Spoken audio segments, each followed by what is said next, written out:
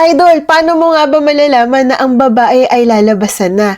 Alam niyo po ba, base po sa pag-aaral at sa mga clinical trials, sinasabi po na ang babae po ay usually nilalabasan pagkatapos po ng 13 to 14 minutes mga idol.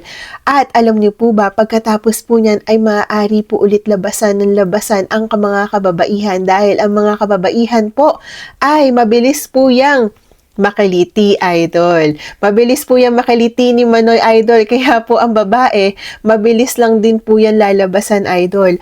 At ano po ba yung mga senyales na lalabasan na si Mrs. mga idol? Usually, idol, ang mga kababaihan kapag po yan ay lalabasan na, sila po ay nangangalmot. Sila po ay nananampal.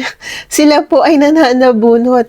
At minsan po, idol, ay medyo naninigas din po ang kanilang mga katawan. At sobrang init na init po at napapamura na rin po, idol. Nakakapagsalita na rin po sila, idol, na nakakapagsumpa po sila sa isang bagay o kahit po kayo, idol, ay nasusumpa na sa sobra pong sarap na nararamdaman ni Mrs. mga idol. Kaya po mga mister, paglalabasan na po si Mrs., eh hihanda nyo na po ang inyong sarili dahil sigurado, alam nyo na, idol. Yun lamang po, please don't forget to like, share, and follow me for more videos. Magandang buhay mga idol.